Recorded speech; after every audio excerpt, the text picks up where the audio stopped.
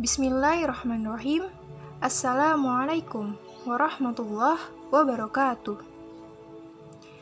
Alhamdulillahilladzi an'amna bi ni'matil imani wal islam wa nusalli wa nusallimu ala khairil anam sayyidina Muhammadin wa ala alihi wa sahbihi ajma'in, amma ba'du.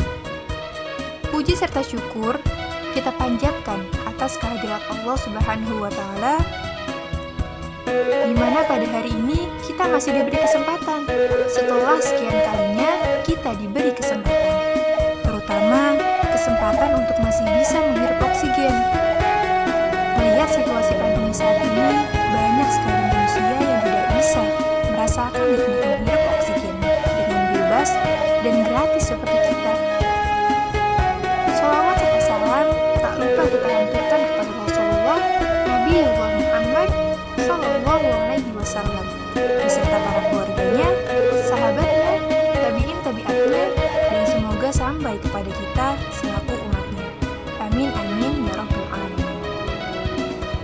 Teman-teman rahimakumullah, perkenankanlah saya Nadia Nur Aulia dari kelas 12 MIPA 4 untuk menyampaikan reminder bagi kita semua yang berjudul Jadi Bagian dari Kebaikan. Apabila kita mencermati kondisi lingkungan masyarakat yang sangat dinamis, yang kian hari kian ada saja problematika dalam masyarakat itu sendiri. Masyarakat di sini bukan hanya elemen warga negara saja, melainkan seluruh elemen masyarakat, baik pemerintah ataupun non-pemerintah. Kondisi masyarakat saat ini banyak dibanjiri perilaku-perilaku yang terbilang melanggar norma, entah itu norma agama, norma kesusilaan, norma kesopanan, atau norma hukum. Perilaku-perilaku yang mengiris hati seperti korupsi, tawuran, pelecehan, kenakalan remaja, perampokan, dan perbuatan buruk lain memang nyata adanya di tengah-tengah kita. Hal tersebut terjadi karena mereka jauh dari kebaikan. Namun, terjerumusnya mereka pada keburukan sebetulnya bukan karena mereka sama sekali tidak mengetahui bahwa yang dilakukan itu merupakan keburukan. Mereka bahkan paham bahwa itu adalah keburukan. Ketika sebelum melakukannya pun, mereka paham bahwa mereka akan melakukan suatu hal yang melanggar kebaikan. Namun tetap saja terjadi. Na'udzubillahi min dzalik. Seperti kegiatan mencontek misalnya. Kalau ditengok lagi, siapa sih yang tidak tahu bahwa bohong itu adalah suatu keburukan? Bahkan dari kecil pun dia telah mendapatkan materi itu. Kemudian banyak dari mereka yang beralasan bahwa mereka mencontek ya karena belum belajar maksimal, kemudian ingin mendapatkan nilai bagus, dan sebagainya. Mirisnya, hal itu membuat mereka seakan-akan telah menormalisasikannya, seolah-olah mencontek telah menjadi sebuah kebiasaan, di mana tanpa disadari hal itu dengan sengaja dan perlahan membuat mereka mematikan hati nuraninya, seperti tidak tenang, was-was, dan perasaan tidak nyaman lainnya. Namun hal tersebut tidak dihiraukan, sehingga semakin lama timbullah perasaan nyaman saat berbuat keburukan yang alhasil menjadi kebiasaan buruk. Alhamdulillah. Lalu seperti perilaku korupsi, di mana mungkin mereka tahu bahwa korupsi itu suatu kegiatan yang salah dan merugikan orang banyak, terutama rakyat. Namun karena kurang dorongan dalam hati untuk menurunkan niat, atau karena memang hawa nafsu belaka yang ingin menuntut kekayaan, maka terrealisasikanlah korupsi. Di antara mereka juga ada yang melakukan keburukan karena mengikuti ajaran teman, atau bisa jadi karena tindak penyuapan. Sehingga keberanian untuk berbuat buruk yang itu sebenarnya hanya potensi terpacu menjadi perbuatan buruk yang terrealisasi.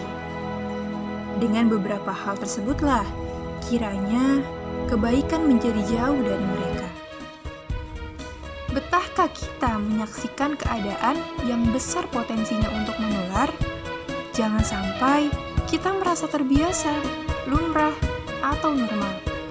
Kita harus berperan menahannya dan berupaya merubahnya. Kenyamanan mereka dalam berbuat keburukan, salah satu di antaranya, barangkali karena tidak ada yang memberikan peringatan, tidak ada yang menyentuh hati mereka untuk kembali pada kebaikan. Saatnya kita ambil langkah, mengajak kebaikan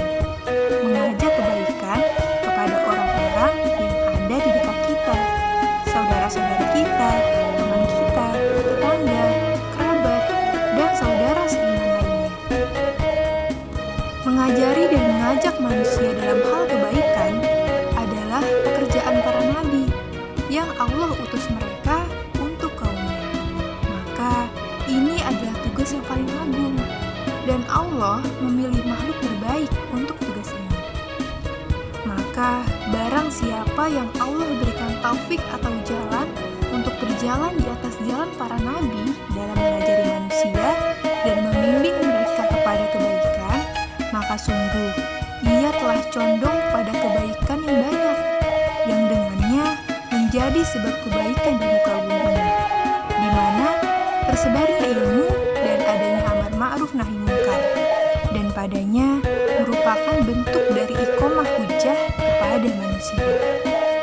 Seperti dalam firman Allah, Quran Surah Ali Imran ayat 104. Bismillahirrahmanirrahim.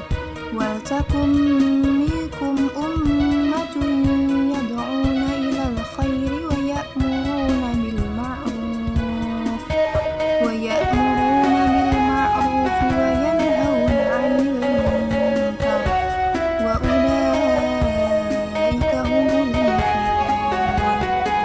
Yang artinya, dan hendaklah di antara kamu ada segolongan orang yang menyeru kepada kebajikan, menyuruh berbuat yang ma'ruf dan mencegah dari yang munkar, dan mereka itulah orang-orang yang beruntung.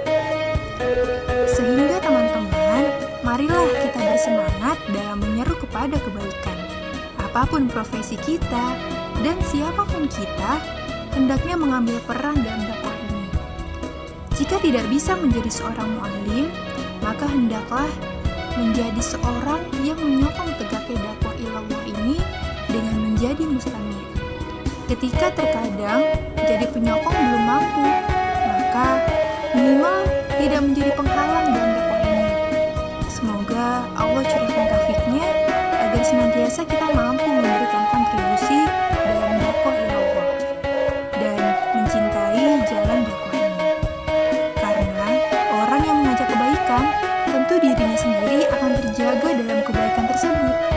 Bahkan bisa jadi menyiapkan diri dengan mencari ilmu untuk mencukupi ilmu yang dimiliki yang nantinya akan disampaikan kepada orang lain. Dan pada dasarnya, ketika kita berinisiatif mengajak kebaikan pada orang lain, maka dengan sendirinya kita akan terdorong untuk menjadikan diri kita terus menjadi lebih baik. Sehingga benar apabila ada ulama yang menyatakan, sesungguhnya mengajak kepada kebaikan adalah saling dorong-menorong dalam kebaikan tersebut. Dengan kata lain, apabila kita mengajak kebaikan pada orang lain, maka dengan serta-merta kita akan terjaga pula dalam kebaikan tersebut, sehingga kebaikan-kebaikan itu semakin kokoh dan bertambah pada kita. So, ketika kita mengajak kebaikan, maka kita akan mendapat pahala kebaikan yang dilakukan orang tersebut tanpa mengurangi pahala orang tersebut.